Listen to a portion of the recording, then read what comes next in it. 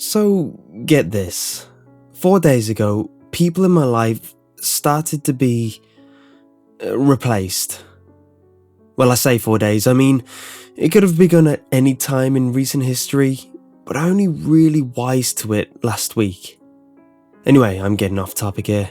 I've got a story to tell, and neither of us is going anywhere for a little while, so we might as well make the best of it, right? So, I'm at an inter-school football match, and there's, like, a minute left on the clock, and the ball comes my way. I've never really been into sports. I only joined the team so the jocks wouldn't lay into me like they did everyone else. And while I'm not a bad player, I've never scored in an official match before. So I see this as my opportunity to silence the post-game taunting in the locker room.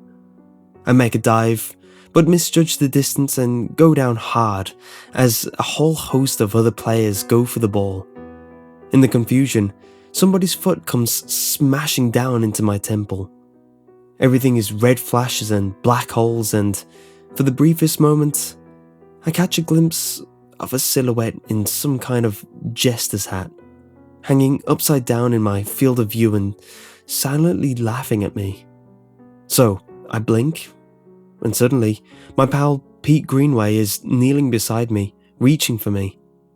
I reach up to him and he grabs my wrist to pull me to my feet, and he says, "Took quite a knock there, bud."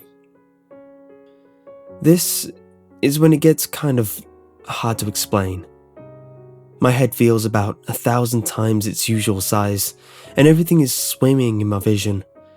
But I somehow just know that this isn't Pete Greenway. Like, since when has Pete Greenway ever called me Bud? Since when did Pete Greenway have a tiny, pale scar on his chin? Details, man. Details. I'm struck by this sense of unfamiliarity. The closer he gets, the more his stupid smile looms in my face. The less close I feel to this guy who had, 2 weeks previously, spent the weekend drinking with me in my dad's old cabin to celebrate my 19th. I mean, this replacement is good. When he speaks, I'd swear that I was hearing my friend. But there is something so unnervingly unfamiliar about him. So I pull away from not Pete Greenway and scramble to my feet.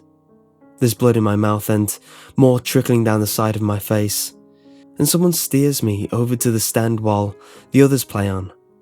All the while, this actor, this stranger, is watching me with a weird, dismayed look on his face, as though I'd shattered some plan he'd had.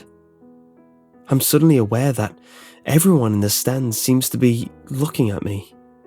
Like, when I'd look at them, they'd be laughing and cheering the game. But out of the corner of my blood-muddied vision, I'd swear that all eyes were on me. Now, I've always hated people staring at me, so I hurried off the field and back to the showers, which are deserted as the game's still going. Once I've cleaned up, I drive back to my dad's place, head full of images of crimson supernovas.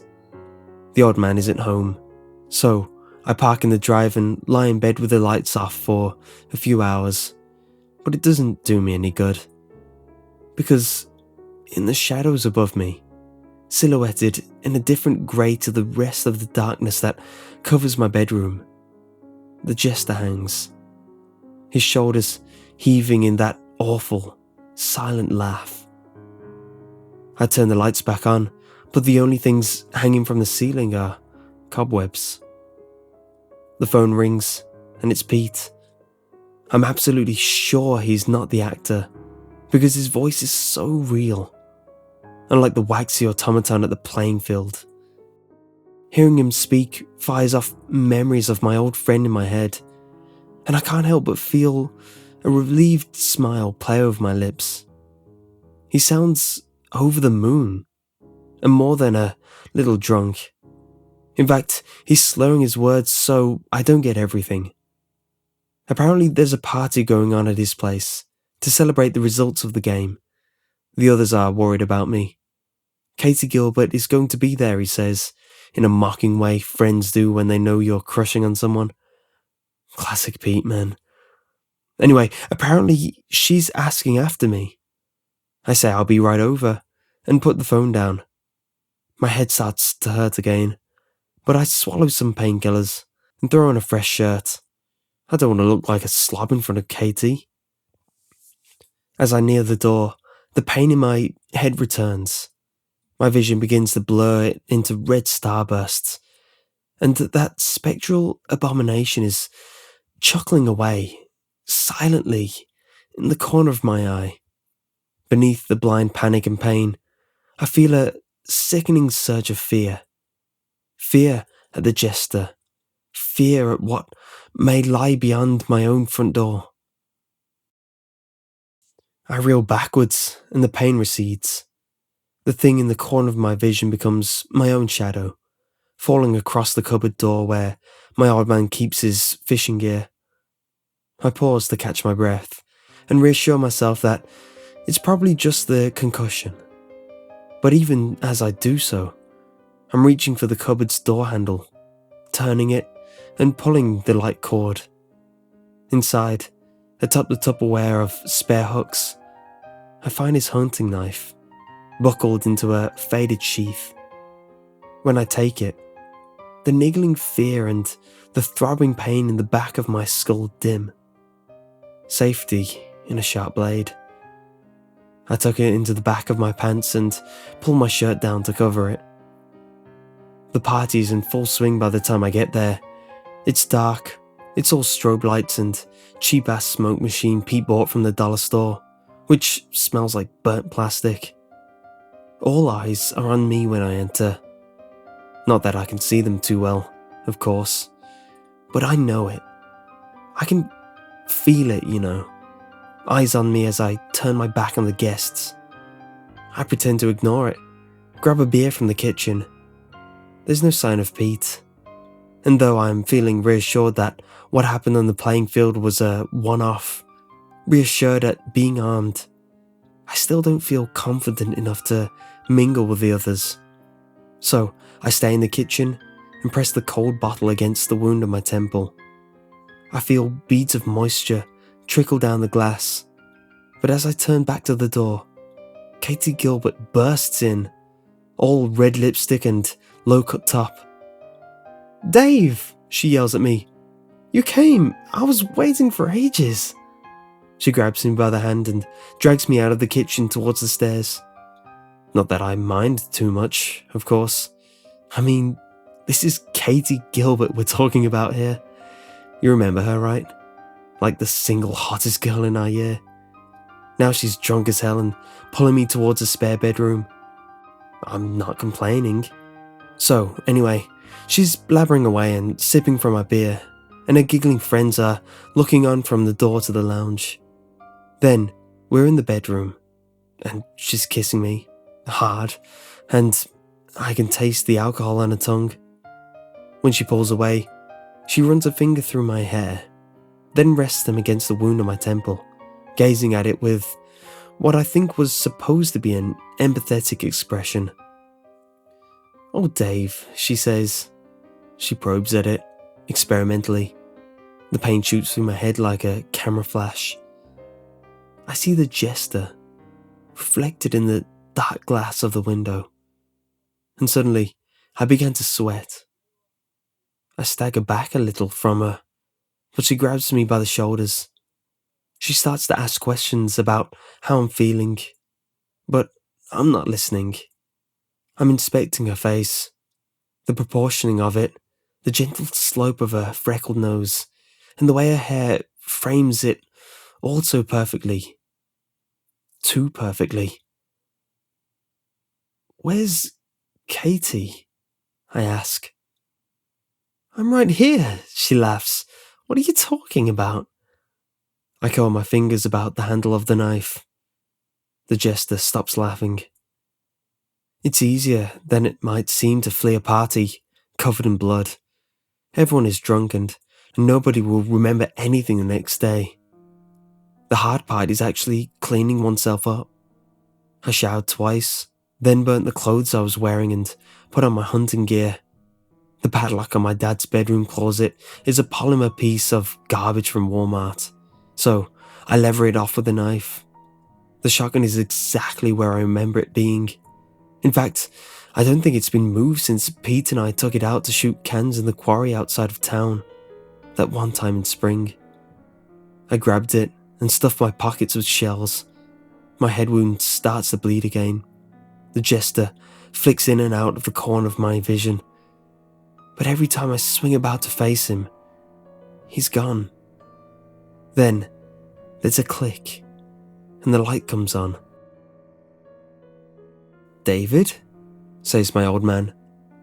I turned around, a half-formed explanation dying on my lips as I look into the eyes of a man that is most certainly not my father. My jaw works, as though trying to chew a particularly rubbery object, and tears sting my eyes. Pete and Kate were important to me, sure, but now I was looking into the eyes of a man desperately trying to imitate the only family I'd ever had. A seasoned actor, no doubt, but not my father. The old man steps forward, wiping the oil from his fingers on his already grimy overalls. His face, lined and cracked like old leather, is pinched with some emotion. Concern? Fear? "David," he says again. He reaches for the gun in my hands. "Where is he?" I snap. "What? Why are you doing this? What have you done to him?" "Son," he says. I shoot him once in the chest. He tumbles away from the cupboard, sending the bare bulb above my head into a wild hangman's dance at the end of its string. As the actor lies, quivering and bloody on the floor, I crouch beside him and unsheath my dad's knife. I can feel rage, feel hatred, overwhelming me and forcing my hand towards his chin. I can't see the jester, but somehow I just know he's behind me, peering intently at the dying man on the floor. The old man stares past me, into the creature's empty eyes. "Let's see who's under the mask," I snarl. The knife flickers in the waltzing light.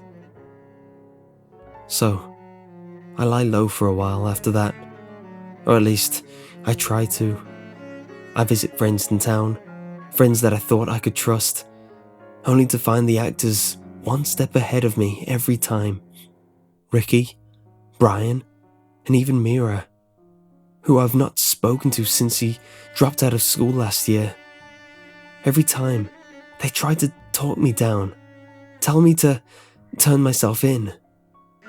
The one pretending to be Ricky slammed the door in my face, and I was sure I heard the real Ricky screaming from inside. That I chased after him.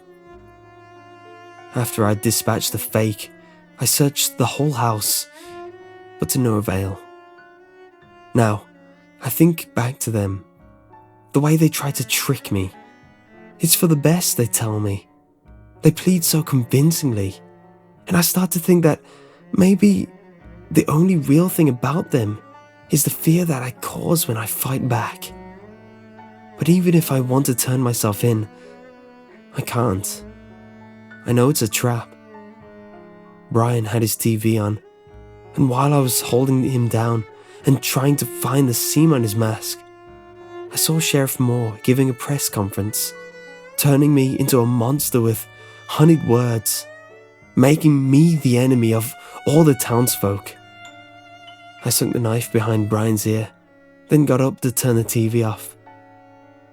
I saw the outline of the jester reflected in the screen, in the fraction of a second it took for the light of the picture to fade. But he wasn't there when I turned around. Anyhow, you know Sheriff Moore was a good friend of my old man, right? He used to rock up to our house for coffee when he was supposed to be on highway duty. I'd know an imposter when I saw one.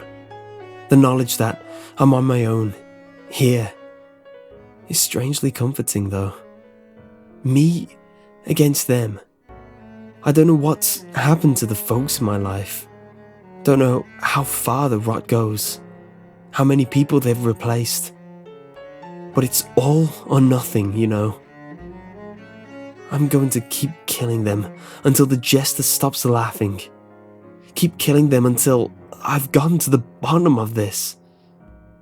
Look, you've been real patient, and I gotta thank you for that. The reason I've contacted you is this. What with all those cops buzzing around, and all my close friends and relatives, well, you know. Long story short, I crossed state lines, and I'm in town. 2 minutes away, actually, in that coffee place we went to once, remember? Sure you do. Anyway, I'm on my way over now. I just need a place to lay my head for the night. I know we've not seen each other in a long time, but I was sure I could trust you to not be one of them. I can trust you, can't I? Anyway, I'll be over in a second. Bye.